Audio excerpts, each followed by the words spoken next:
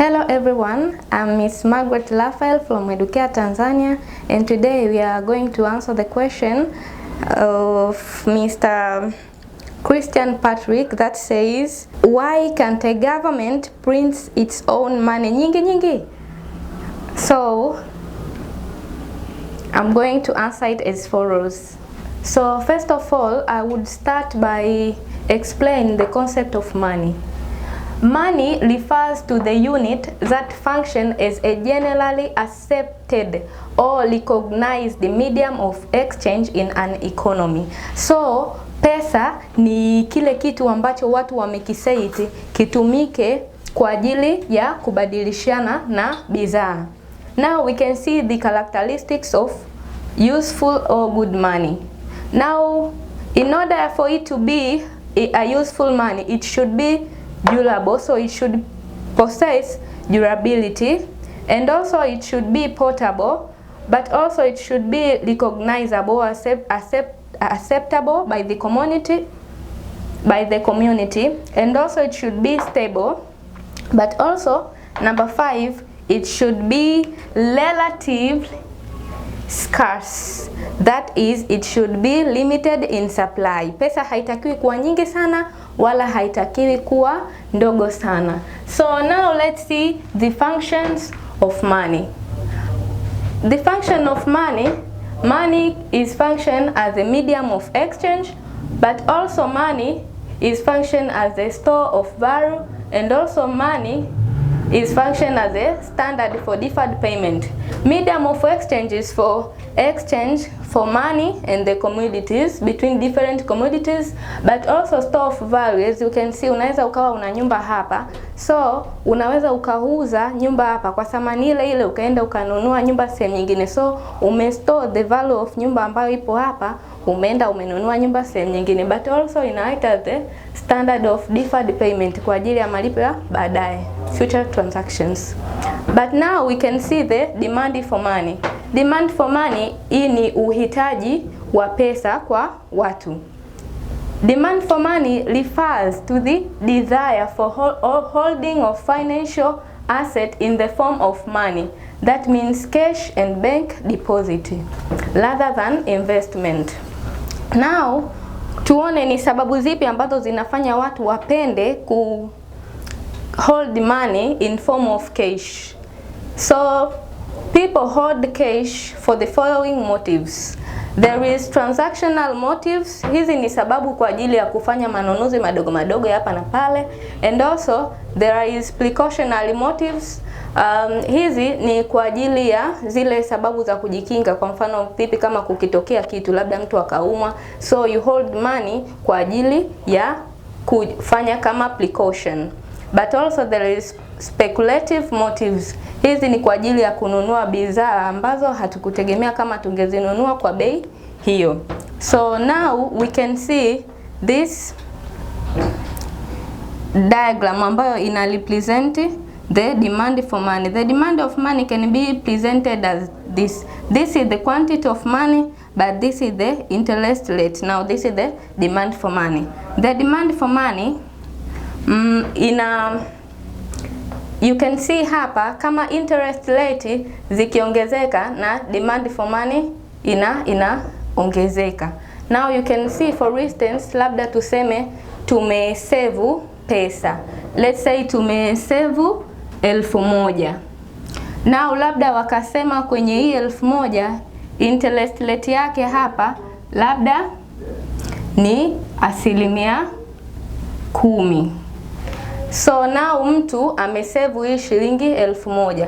Kama interest rate itakuwa kubwa, huyu mtu ataprefer kusave hii pesa ili kusudi baadaye ije kuzalisha kiasi kikubwa zaidi. Lakini kama ikiwa ndogo, that means huyu mtu ataprefer kufanyaje? Kudraw hii pesa kwa sababu haitazalisha kiasi kikubwa cha pesa. So now that's the quantity of money and this is the interest rate. Now let's come to the supply for money. The supply for money is the total value of money in an economy for the given period of time. Now supply of money ni kile kiasi ambacho tunakizungusha, kiasi cha pesa ambacho tunakizungusha katika uchumi kwa muda uliopo. So we have narrow definition of money and we have broader definition of money. In narrow definition of money tunasema kwamba pesa ni zile currency ambazo tunazi circulate kwenye uchumi, ambapo kwenye currency tuna notes plus coins. But also pia tunasema kwamba pia money sio currency tu na coins, lakini pia tuna zile wanasema ni demand deposits, yani ni zile savings tunazozifanya kwa muda mfupi. Kama hapa tuna checkable deposits, tuna travelers deposits and so forth. But also we have this broader definition of money. In broader definition of money tunasema kwamba money ni sawasawa na M1 ambayo ni easy demand deposits plus currency, lakini pia tuna long time deposits. Hapa tuna include savings. But also we have M3 ambayo inasema kwamba si tu kwamba M1 plus long time deposits, but also tunajumlishia na foreign currencies, yani pesa za kigeni zilizopo kwenye nchi pia nazo tunazijumlishia kwenye uchumi. So you can see the supply of money table yake inakuwa supply inakuwa ipo fixed. Okay, now let's see another economic concept, that is inflation. Inflation refers to a rise in the general price level over a period of time that is caused by an imbalance between quantity of money and trade needs. So now why quantity of money? The quantity of money, as we explained before, that is the supply of money, and trade needs. That's why we say the inflation is an increase in price levels. Kwenye inflation we can have two main types of inflation. Kuna monetary inflation and price inflation. Okay, now let's see the main causes of inflation. As kwa sisi tutaangalia on the main causes, lakini pia kuna causes nyingine lakini hatutazielezea. We have the main cause, kuna increase in demand. We say it's aggregate demand, ambayo hii kwa uchumi tunaita ni demand pull inflation. Kwenye demand pull inflation, as you can see hapa, mara ya kwanza price ilikuwa kwenye P1, lakini income huyu alikuwa anapokea kwenye hapa Y1. But also huyu mtu akaja akaongezewa income yake, kwa hiyo akawa na receive income kwenye hii Y2, lakini mtu alivyo receive income akaongeza matumizi. So baada ya kuongeza matumizi ya vitu, so price na yenyewe automatically ikaongezeka. So hapa tunasema hii imeleta demand pull inflation, imeshift demand curve from D1 to a D2. But also we have another type of inflation ambayo ni cost push inflation. Kwenye cost push inflation tunasema this is an increase in the cost of production by firms. Hii inasababishwa na kama kukiwa kuna ongezeko la gharama za uzalishaji, ambapo gharama hizi zinaweza zikaongezeka kutokana na sababu mbalimbali, kama kuongezeka kwa wages by laborers, kukiwa kuna kuongezeka kwa import prices, but also kama raw materials pia zitakuwa zina high cost. Kwa hiyo lazima pia hizi firm zitaongeza cost za bidhaa.